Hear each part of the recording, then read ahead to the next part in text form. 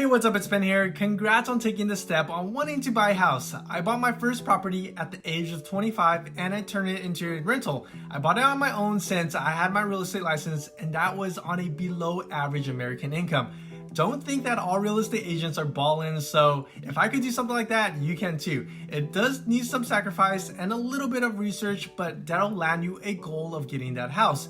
Even if you have to take a second job and work at a restaurant, because that's what I did. And if you have any questions, let me know in the comments and I'll be glad to help you out. No strings attached, only for you to succeed, whether it's to have that first rental property or your own place called home. So first things first, what you want to do is research. Do some research on the prices of a typical house in the area that you're looking to buy in.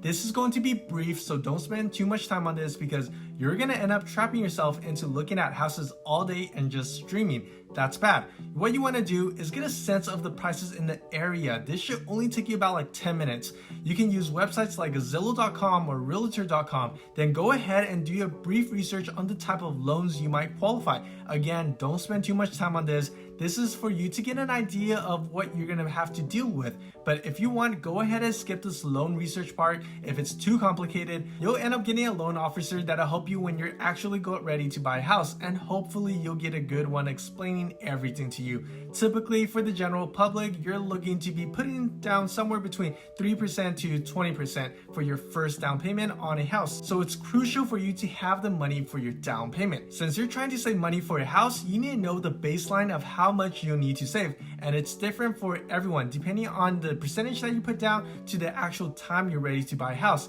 It could be 1 year from now or 3 years from now, but let me give you a quick example of what to expect. So let's jump to the computer and break it down. So like I said earlier, you can use websites like Zillow.com or Realtor.com to do your research. So for this demonstration, I'm going to use Realtor.com. So I'm going to type in there and then hit enter. So for the area that I'm looking in is going to be Fresno, since I live near Fresno area. So Fresno, California. And then it should pop up right over here. And then hit search. So currently, right now you're looking at a list. What you want to do is switch it to the map area, and also figure out which area you want to live in, or want to buy a property in. So I'm looking in around this area, in the middle of Fresno, around there. But you have to see how many beds you're gonna buy. So typically, I'm gonna be looking for a 3-bedroom, 2-bath. So make sure they're all flush out, clear in that area. So if I zoom in, I see right over here, this area right here that I'm looking to buy in.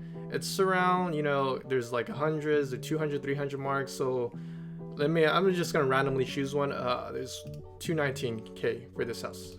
Okay, this one's pending. But I'm gonna use this as an example, see if it's gonna be, as in I'm gonna buy it. So if I were to look at this, so it's a typical house, 3-bedroom, 2-bath. Yeah, it looks okay, livable. If I scroll down, it's actually been 5 days. Oh, they go pretty fast. So if you scroll down right over here, so what you want to look is the monthly payment. Scroll down, and then this is the part where you want to look in the down payment. So typically, like I said earlier, you could do 3 to 20%. Typically that's what people pay when they get a loan. And so let's say if you do 20%, that's going to be at least the bare minimum that you have to save up. But obviously you could do lower if you get qualified for a 3% down payment type of loan.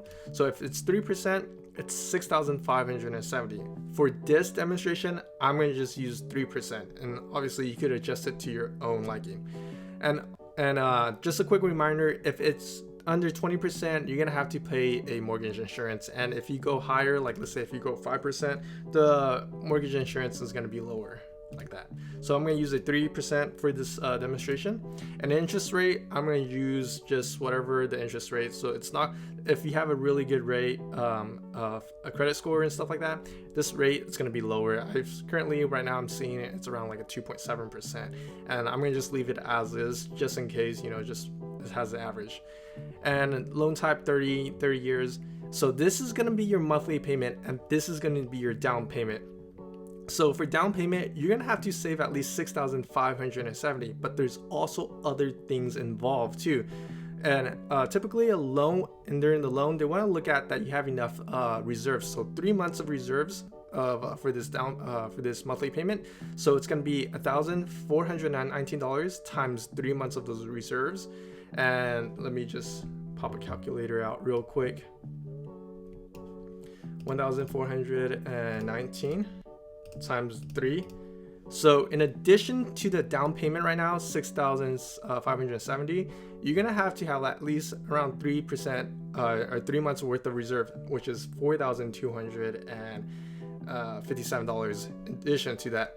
In addition to that, the down payment and the 3 months worth of reserve on average, you're going to be looking at another 3% worth of closing costs. So 3% of this $219,000 home will be another $6,570. So if we were to just add all of this up, so $4,257 for at least 3 months of reserve for this down payment, plus your 3% for this down payment, which is $6,570, plus another 3% of that for your closing costs and other miscellaneous costs that will pop up. But this is just an average ballpark. Some closing costs is going to be more, some closing costs are going to be less, and it just depends on how you negotiate during escrow. So plus 6,570. Then you'll get a total amount. This is the bare minimum that you should be saving on a 3% loan that you're going to be putting down.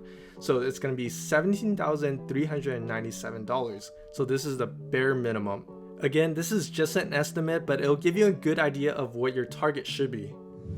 Now that you have the numbers and goal in mind, it's time to actually go on to step 2 of the saving process, and that is to have the income to satisfy that monthly payment. Also, preferably have 2 years of income tax to report. Now you're going to have to look at the monthly payment to see if you can afford it every month. On average, lenders want to see a debt to income ratio of around 40%. What that means is that your debt should be around the 40% mark of your income. For example, if you have a monthly car payment of $500 and your income is $1,000 per month, then your debt to income is 50%. In this case, you won't qualify for a loan. So for this example, let's figure out how much you have to be making each month to support this $219,000 house. To figure it out, you'll need to take this monthly payment of $1,419 and divide it by 0.4. And the reason why you're dividing it by 0.4 is because that's the future debt that you're going to be taking if you get this house. And it'll give you $3,547.50. And if you were to multiply this by 12, you get $42,570. That's below the average American income. So if you're looking for a house that's around $219,000, then you should be making at least $3,547.50 a month. Going back to the same example that we were using earlier, our baseline to save is $17,397, but for the sake of simplicity, let's just say that it's $18,000. And the baseline will vary for everyone. That's why figuring out the number in the beginning is so important. So if you're making $3,547.50 a month already, but just need the extra $18,000 and hoping that in 1 year you'll be able to buy the house, be looking to save at least $1,500 a month. Now, once you break everything down, the numbers don't look so bad, assuming you really want to buy a house in 1 year. So what does it take to save that much money or to save money for a house? It's time to take step 3, and that is to considering opening up a savings account. That is, if you don't have one already yet. If not, try looking up for some high yield saving account that gives you at least 1% back in interest. I personally have Ally Bank. I'm not sponsored by them or anything like that. I just use it, and that's if you're just curious. Feel free to check them out and do some Google search on some other high yield saving accounts. Once you have a savings account, you'll want to set a monthly contribution to it, so it'll automatically take your money from your checkings account and place it directly to your savings account. You won't want to see it, you won't want to feel it, and you'll probably forget it. And that's the point. That's what you want to do, so you won't be tempted to spend it away. Going back to our example, if it's to save $1,500 a month, I'll just have that automatically deposit that to my saving account every month without thinking. That's about a 42% saving, and you'll just stop here without going on to take any other steps. I know not a lot of people can do that because they have other expenditures, but you'll need to get into a habit of saving without getting your hands on the money. So this step is needed. You can start off lower, maybe like 10% per month saving, and gradually move up that percentage until you're comfortable with it. Once you have automated that process, it's time to move on to step 4, cut all unnecessary expenses. Don't spend on things that you don't need. Only spend on things that is necessary for you to survive and function. So what does that mean? Getting that drink at Starbucks or the bar, buying overly priced snacks like those in the vending machines, going out to eat, buying more clothes, your online subscription, your gym memberships, or even paying to get your car washed. Let's say you just average it out and say the cost is around $10 a day. 10 times 365 is $3,650. That's almost your closing costs in saving just 1 year. Of course, that depends on where you live. Once you have cut out all unnecessary expenses, you need to move on to step 5. Make a budget and force yourself to use cash only.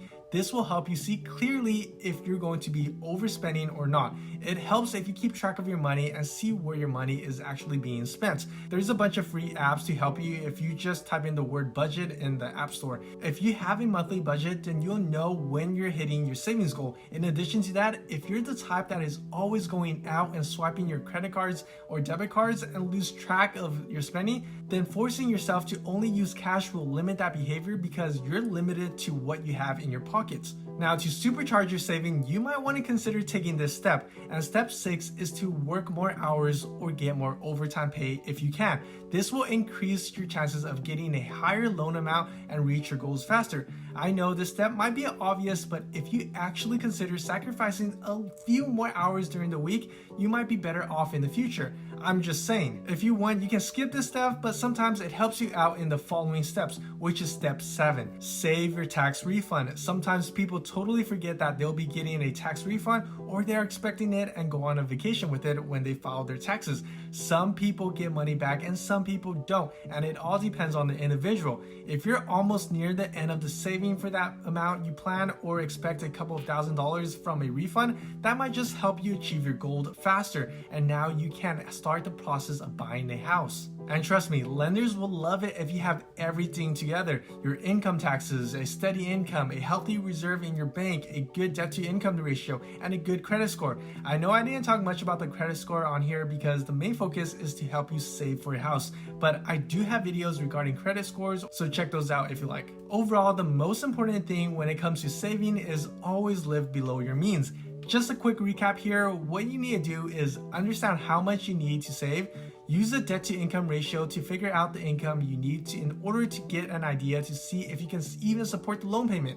Open a savings account and have the money automatically deposit into your savings account. Cut out unnecessary expenses, make a budget, and force yourself to only hold cash so it limits your ability to spend. If possible, work more hours or get more overtime. Then when taxes come, you might get a refund depending on your situation, and that alone can be a huge part towards your down payment. If you're able to follow this, I can guarantee you that you will be able to put thousands of dollars into your first down payment on your house. But you have to be motivated and disciplined to do so. This all worked for me on a below average salary, and again, if I can do it, you can too. So if you like this video, feel free to give it a like and maybe consider subscribing, since I'll be talking more about money related topics like this. I'll catch y'all later.